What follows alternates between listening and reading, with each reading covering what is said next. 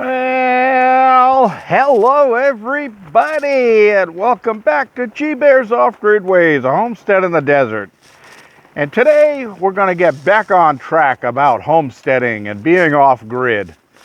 I've been running off on tandems lately, but I think it's time to get some more information out to those people who are thinking about going off-grid, or those of you who have already gone off-grid and need more information about things to think about. All right, so one of the things we're going to cover today, probably the biggest thing we're going to cover today, if I don't cover anything else, we'll see how long that goes, is going to be off-grid water and water safety. What do you need to do for off-grid water?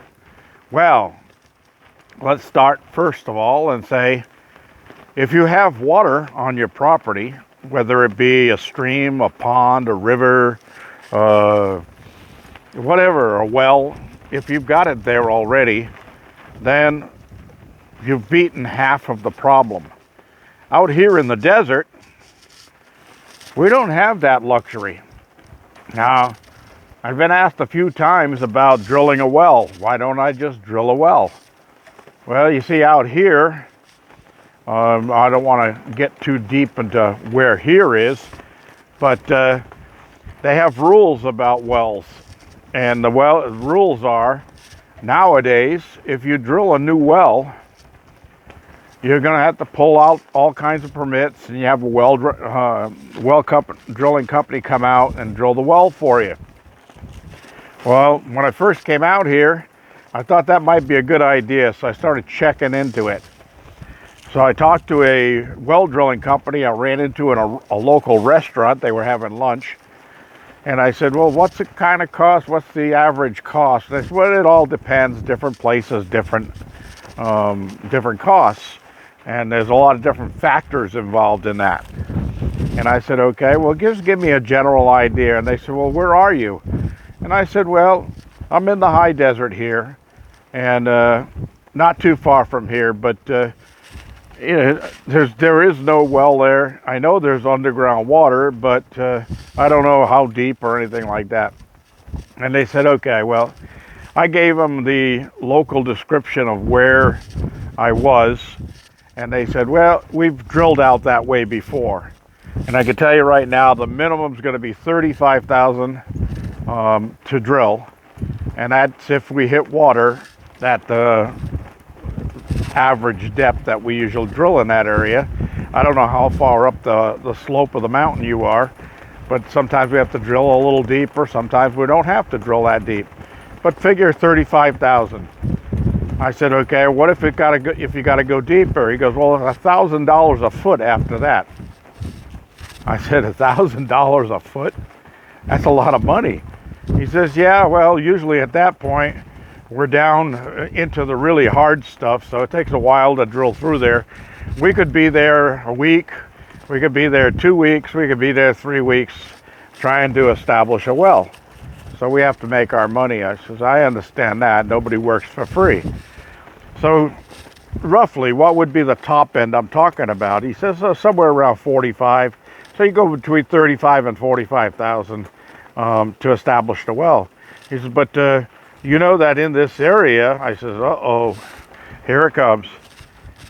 If you establish a new well that is not grandfathered in, the reason they make you pull permits is because the city is going to come out and put a meter on your well. And then you're going to pay for the water you use just like you would in any other house in the city. I said, oh, yeah, that's great. So I'm going to spend $35,000 to $45,000 to have a well established so that I can pay somebody else for the water I use. That does not sound right to me. It just does not sound right. But that's the way it is. So I had to go with option number 2. And that was, as you've all seen before, up on the other side over there, I've got a 2,500 gallon water tank. And I have to have my water delivered by truck out here. Okay, now That's another thing. Out here, because of that situation, finding a water company to deliver water to you is not an easy thing. They don't like going so really super remote. So unless you've got somebody that's already in your area who's established with the company, and that company happens to have an opening to deliver to somebody else, because most of them are all booked up solid over the years with long-time customers, because everybody needs water all the time, right? So it's a constant thing. But that becomes a situation that you have to worry about. So research all of that before you get into moving to off-grid. All right, next thing.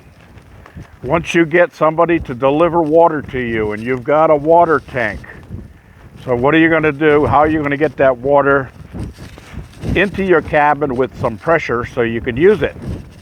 Well, when I started out here, I started with gravity feed. I put my tank upslope that way, and it's about from the bottom of the tank, it's about 15 feet down to where the floor of my cabin is. And then add the depth of the tank, which is about 8 feet. So figure 23, 24 feet with a head of a full tank. So I was getting, 8 to 10 pounds per square inch of water coming out of their gravity feed. And that's fine for washing your hands or doing the dishes or whatever. But you do need more pressure. So that brings me to the next point on this. Water filtration, water cleaning, water treatment. Okay, you got a big water tank, so you're going to have it filled up with water. Well, they recommend that you fill it up and dump it, and then fill it up again so that you get rid of all of the manufacturing stuff that's in it. Well, that's not very efficient, and that's a big waste of water. 2,500 gallons. I mean, give me a break, you know. I'm not going to dump that on the ground. So yeah, if you have a farm or something, you could use it to water crops or whatever, but you got to use that 2,500 gallons up before you can refill your tank with more water that's cleaner that you can use. So what you do, you go to filtrations. Okay, so up in my tank, I put in a sediment filter coming out of the bottom of the tank, goes directly into a sediment filter. And what I used was a jacuzzi, that is jacuzzi, not totekuzi, Jacuzzi, 1.5 inch jacuzzi filter that uses a pleated cardboard type filter in it. Okay, now remember, that's only sediment.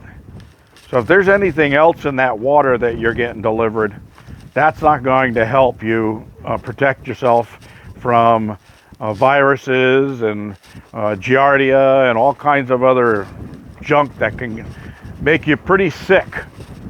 So now you've got to put another filtration system in. So what I did was I got a hold of one of these. Okay, now this is just a filter system. These are just the filters because I just changed these. You're supposed to change them every 6 months, but I'm a single person in this place, although I do have visitors every now and then. We don't use that much of this water. It's for cooking only, basically, making coffee and cooking dinner and that stuff. So I have this system right here, which is the WHAM BS5. Okay, and it fits right underneath my sink. I put a little shelf in the cabinet under the sink to mount that on, and then it pipes in very easily. It comes with all of the pipes and the fittings and that stuff. So it's really easy to install. Then it uses 3 filters here. Okay, one is a sediment filter and the other 2 are charcoal filters to make sure you get clean water. So this is what it takes out right here. Chlorine, sediment, cysts, lead, chemicals, bacteria and virus, and pharmaceuticals. So that gives you a pretty safe feeling knowing that all that stuff can be pulled out of your water. And I go about a year on one of these. And they're about $60 per filtration system. Now, if you're interested in this one, because I can attest that it does work really well, just go right there, www.whirlpoolwatersolutions.com. And that will, on there, you'll be able to see where you can buy these things. I think you can order them through Home Depot. But yeah, just go there and check it all out. And get one of these if you want. Now, as I said, gravity feed ain't going to work. You need water pressure through this thing to make this filter system work. Gravity feed will not do it unless your tank is up 40 feet in the air. Then you'll get enough pressure out of that to actually run this without having to have a pump system on it. So when I first got out here, of course, I didn't have a pump system that I could rely on, so I thought about my motorhome, and my motorhome has one of these in it, okay? So this is the SureFlow is the name of the company, and this is a 12-volt DC pump, 7.5 amps max, 3 gallons per minute, 11.3 liters per minute, uses a 10 amp fuse. Shutoff pressure is 55 psi, which is just the same thing that you'd find in most houses, actually a little higher. But this has got an automatic valve switch in it right here. So it comes with this wiring already is all set up. You got a black wire and a red wire. Okay, red is positive, black is negative for a 12-volt system. So you can tie that into a regular 12-volt battery, and it will not run unless you turn the faucet on. Once water flows, it kicks the pump on and increases the pressure of your water going to your faucet. So I had this set up to add water pressure inside of my cabin. I could take a shower and all of that. I ran it into the main line because it's got these little half-inch threaded connectors, and these are half-inch iron pipe. So I just tied that in to the incoming line that was on the cabin, so that the water came down from the tank, pressure, gravity fed, came to the end point here. And if you don't know which way in and out is, just lift it up and you'll see down here there's a little arrow right there on the bottom, so it tells you which way water flows that way. So this would be in, that would be out. And I just tied that right in to my incoming water system. When I turn a faucet on, I got pressure. When I shut a faucet off, the pump stops instantly, just like it does in a motorhome. So I did also wire a switch into this so that when I was away, I could flip a switch, and if there was a problem with a leak in a pipe or something like that, I wouldn't drain my tank with this thing just pumping water out into nowhere. So I could flip a switch off, and that's easy. You just take any old regular light switch for a house, connect this to one screw on the light switch, and then connect another one off of the other screw, and that would go to your positive, and this goes to the negative of the battery. So you can flip that switch on and off. All that switch does is open or close a connection between two wires. That's all it does. Okay? So you don't have to be a super electrician to figure that out. It's very easy to do. All right, so that's about all I have for this, and I think we've run a little bit long today. If there's any questions that you need answered about water and all of that, because there is a lot more involved in it, don't forget, about every 2 loads of water, you also want to clean out your water tank. And that's another thing. How do you clean out your water tank? Well, there's only a 2 foot wide opening, manhole opening in the top of the tank. You have to put a ladder down in there and crawl down inside. So you got to have your water at a very low level when you're doing that.